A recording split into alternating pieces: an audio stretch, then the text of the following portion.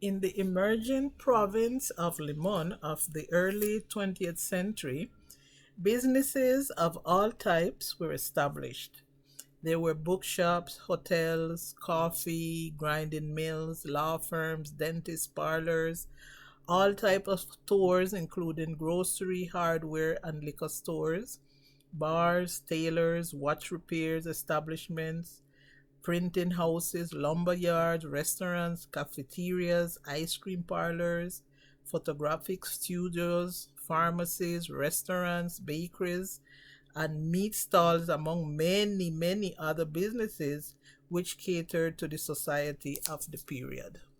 Many of the business owners in the port of Limon were European immigrants. Don Valentín Soldevilla from Barcelona, España, established the Hotel Siglo XX in 1910, close by the railway station. German Otto Schuster opened Park Hotel in 1907. In 1935, the owner was Louis Schuster, which sounds like a family member, and this hotel is still open today under new administration after more than a century. From France, the Carnier brothers established a mechanic shop on Fifth Avenue. There was a jewelry shop opened by Colombian A.R. Mendes. Antonio Canalias, born in San Jose, opened a printing house which was located on the Second Avenue. Born also in the province of San Jose, Federico Golcher opened a dairy in the port of Limon. Felix de la Peña opened a lumber yard in 1913. This business was located between Avenues 4 and 5. The source did not provide his place of birth. Antonio Escalante Quesada, born in Punta Arenas, opened a coffee roasting and grinding mill in 1910. The business was located between Avenues 4 and 6 in Port Limon. All of these references can be found in El Libro Azul of 1916. Noticeable is the absence of official records on businesses owned by Chinese and Afro-Caribbean immigrants during this period in the Blue Book. So it is my objective with this video today to highlight through the ads in the newspapers some of the businesses that are recorded. And thanks to odontologists Odelo Rain, Esmeralda Gonzalez de Britton, and the McRae Roberts sisters, and Patricia and Sandra, for the photographs of your ancestors used in this video. I will start with two ads found in the early 20th century in the newspaper Limon Weekly News. Wood's Bookstore, which was administered by British Consul Frederick M.H. Wood, which was like a one-stop shop. Unfortunately, he died around 1906 and all his assets were sold off. Same newspaper in 1903, we have an ad advertising a beer from the Lindo brothers.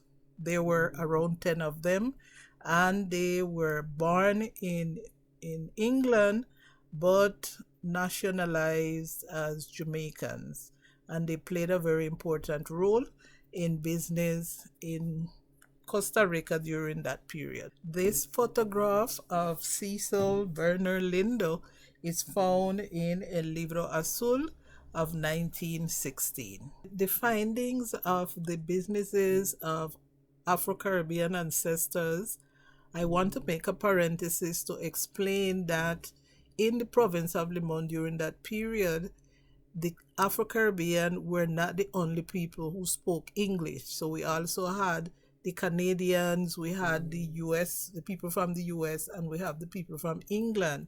Therefore, a lot of the names, if it's not if they are not specified that they are from Jamaica or any other island, it is very difficult at this stage of the research to identify if they are really Afro-Caribbean individuals. One of the first findings of a business in Limon in 1903, found in the Limon Weekly News, is a bakery by the name of Union Club Bakery, and the owner is F.J. Gordon. And according to the information, he was very, very new in town, meaning in Limon, and he started the business and was motivating people to support the business. In 1919, there is another ad advertising a bakery in Limon Bakery, but it does not give a lot of information as to who the owner is or if he's Caribbean or local. The next advertisement for bakery is found in 1935 and is the People's Bakery from Philip Booth, who was very popular and well known in the city, in the port of Limon. And we find advertisement in the Atlantic Voice in 1935 until in the newspaper El Atlántico in 1949, which means that business, was around for a very long time. It is important also to note that the salt biscuits that is still sold in the province of Limon, that is called Booth biscuit, is a version of the biscuit that Mr. Booth used to bake in his bakery in Limon.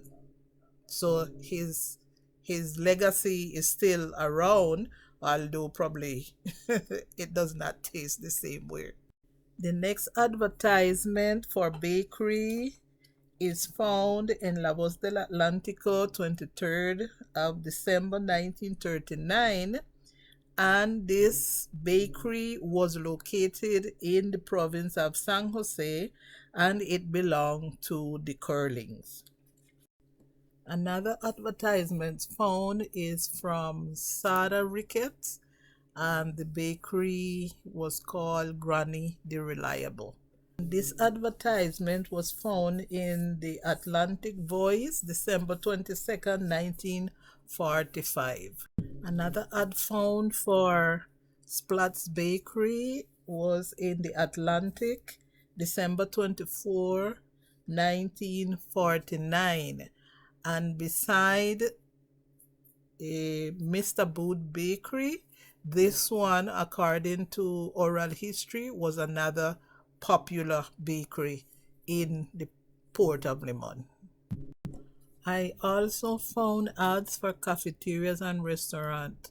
This cafeteria of Mrs. Ida Cranston I found in the Searchlight, January 11, 1930. And I am wondering if it is the same person in Ida's cafeteria found in the Searchlight, January 10, 1931.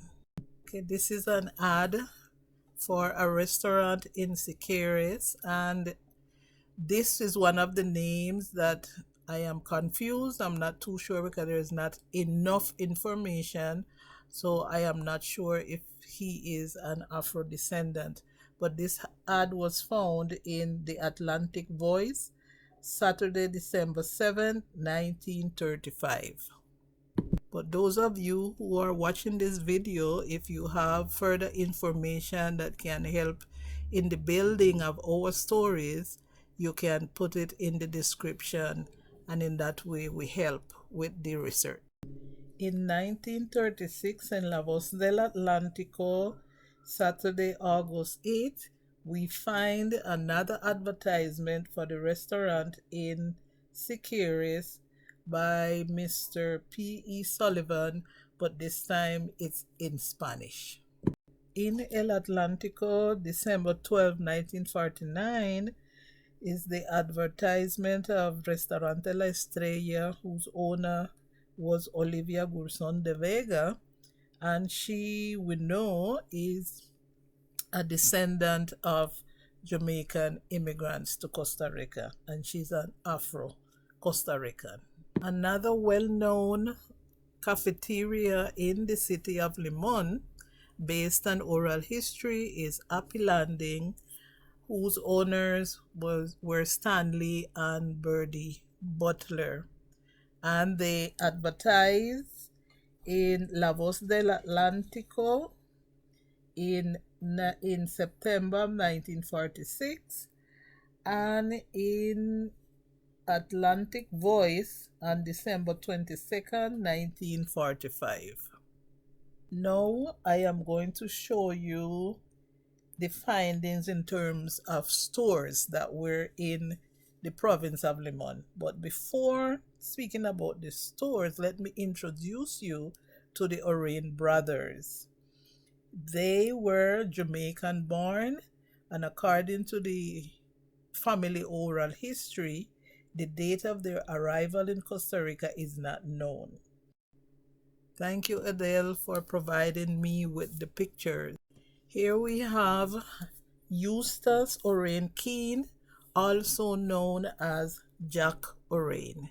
Then we have Edwin Orain Keene and Louis Orain Keene, who became the well-known dentist Odell Orain grandfather.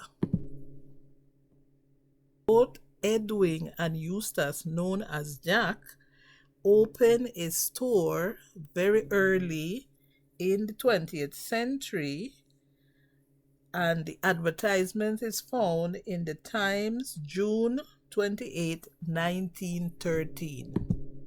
Then I found advertisement, this time only with Jack's name, in the Limon Searchlight, November 23rd, 1929. This is another advertisement found in the Atlantic, December 23rd, 1939. So 10 years later, they are still around. By 1945, it is called The People's House. And this ad is found in La Voz del Atlántico, December 22nd, 1945. In 1946, in La Voz Atlántica, September 7, we still see that they are running ads. There is another ad in Atlantic Voice, January 5th, 1946, and in El Atlántico, January 5th, 1952. Both Eustace and Edwin returned to Jamaica during the 1930s, and Eustace, known as Jack Orain, left Mr. Leslie Angus as the administrator of the famous store. Osmond Orain Wood is Jack's nephew, and he is also the son of Louis Orain and the father of Odell Orain, and he worked in the store. This was a very successful business. Unfortunately, it was destroyed by fire on January 11, 1977. But today, people who remember, they do not remember it as the People's House, but as Jack Orain store. Another set of advertisement was for tailoring, and there were a lot of tailors in the province of Limon, as shown by these ads. This ad was advertised in Guasimo in the Limon Weekly News, November 7, 1903. Then we have an advertisement for Zent and Victoria of William Geese in the Limon Weekly News, November 7, 1903. In the Times, November 16, 1910, we have an A. Hutchinson advertising as a tailor. For Estrada and Matina, we have T.H. Mills advertising in the Times, November 12, 1910. There is advertisement for Art Taylor in the Times, November 16, 1910. Another tailor, E.W. Rogers, is advertising in the Times, November 22, 1910. The Searchlight, January 11, 1930, there is another advertisement for the Vogue, but this time it is in the name of John E. Rogers, which probably is a family of E.W. Rogers. In La Voz Atlantica, September 7, 1946, we continue to see advertisement for John E. Rogers and Son, the Vogue tailoring. So it was around for a while. There is advertisement in the Limon Searchlight, November 2, 1929, for Pet Graves tailoring in Siquirres. In the Limon Searchlight, November 2, 1929, we find advertisement for Sastreria Grant in San Jose. Sastreria Grant continued to advertise in the Limon Searchlight on January 11, 1930.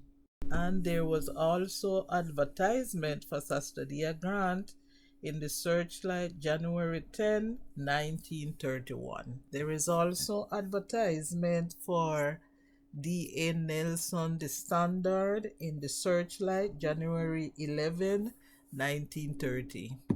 In the Atlantic Voice, December 23, 1939, we have this advertisement of Phillips Brown, the sport tailor. Costa Rican born Harold Nichols had a tailor shop in San Jose named Sastrería La Última Moda, which was advertised in the newspaper Trabajo on the 4th of February of 1939. In El Atlántico, December 3, 1949, we have advertisement for Clifford Steele Tailor Shop by the name Weir.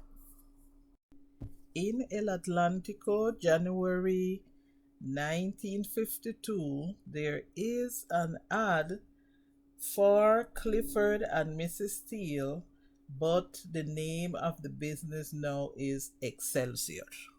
As with the bakeries, there were many ads of hotels during the 20th century in the province of Limon. Jamaican-born Stanley Delisser Britton Davidson was a multidimensional man. Thanks very much to Esmeralda Gonzalez de Britton for providing the photograph of this ancestor. Mr. Delisser was the father of engineer Garrett Britton and late Yolanda Britton. Mr. Delisser was an activist along with being a businessman, as shown by the findings. In La Voz del Atlántico, January 9, 1937, there is an ad of Britton's Inn advertising in the port of Limon. Mr. Stanley Britton was also involved in other businesses, which include a lumber deposit, and the ad is found in El Atlántico, January 5th, 1952, along with Mr. Holness. In the Searchlight, December 26, 1931, there is an ad for a boarding and lodging house in San Jose. The owners, T.C. Lewis and J.R. Barrett. In La Voz Atlantica, September 7, 1946, there is this ad for this Hotel Hispano America which I'm not sure if Ernest Cecil Lewis is an Afro descendant. So if anyone knows, please leave in the description, in the comments. Thank you. In La Voz Atlantica, September 7, 1946, there is this ad for Hotel California in San Jose, managed by Sidney Cox. Again, not sure if Sidney is an Afro descendant, but if anyone knows, please put it in the comments. Thanks again. In the Le Monde Searchlight, November 2nd, 1929, there is this ad for Hotel Central in Siquirres, and it is run by G.V. Shedden. Again, not sure if Shedden is an Afro descendant. There were also pharmacies in the province of Limon, and one of the famous one, which is still in operation in the province of Limon, is the British Pharmacy. In the Times, November 12, 1910, I found an early advertisement for this pharmacy. In El País, August 4th, 1919, there is an ad for the British Pharmacy, but this time in Spanish. In El Atlántico, March 15, 1952, the ads for the British Pharmacy continued in the Spanish language. The Le Monde Searchlight, November 2nd, 1929, there is an ad by Percy L. Bedward advertising Bedward's drugstore in Siquirres. Another ad for Siquirres is found in the Le Monde Searchlight, November 2nd, 1929, a drugstore by C.A. Shaw. Jamaican James Theodore McRae came to Costa Rica and opened a drugstore that was well known in the port of Limon. At his death, his wife Bertha Grant Allen took over the management of the business well into her 80s. In the description is a link to a video I made about Bertha's cake mixture contribution. James and Bertha were the parents of Louis McCrae Roberts, who was the second Afro-Costa Rican member of Parliament between 1958 and 1962. Many thanks to Anna Patricia McCrae Roberts, the granddaughter of James McCrae and Bertha Allen, and the daughter of Louis McCrae Roberts, for sharing the photographs of her ancestors. Advertisement for Mr. McCrae's pharmacy is found in the Le Monde Searchlight, November 23rd, 1929. Other businesses in the province of Limon include stalls in the market, like meat stalls. In the Atlantic Voice, December 22nd, 1945, there is an ad for Egbert Crawford meat stall in the city market. In the Atlantic Voice, December 22nd, 1945, there is the ad for the People's Meat Stall belonging to Reggie Steele. We see Reggie Steele advertising in the Atlantic, December 24, 1949. In El Atlántico, November 5th, 1949, we see Norma Lewis advertising his Tramo number 33. Other businesses include, in Limon Weekly News, November 7, 1903, we see Mr. Theodore Beckley advertising in Siquirres his merchandise, groceries, and liquor store. In La Voz Atlantica, September 7, 1946, there is an ad by Grant and Crawford advertising New Harlem Cantina and Restaurant. In the Atlantic, December 24, 1949, There is an ad by Grant and Crawford, but this time it is New Harlem Bar. It is no longer a restaurant. In the Atlantic, December 24, 1949, there is Mr. Goursong advertising his radio service. In the Atlantic, December 24th, 1949, there is an advertisement by Johnny and Franklin for the Blue Bar. This is a 21st century ad. It is not from a newspaper but from advertisement in front of the bakery in the city of Limon, which is following the tradition of Miss McFarlane, who started this bakery in 1921. Of course, there is need for in-depth study on this topic, but this is my attempt to start the discussion for future investigation. I am hoping that this video creates awareness of the historical foundation of Afro descendants and their involvement in business, and that this historical evidence serve as a motivation for the coming Afro-descendant generation who are interested in building their businesses. Thanks very much for watching, and if you have not subscribed, please do so.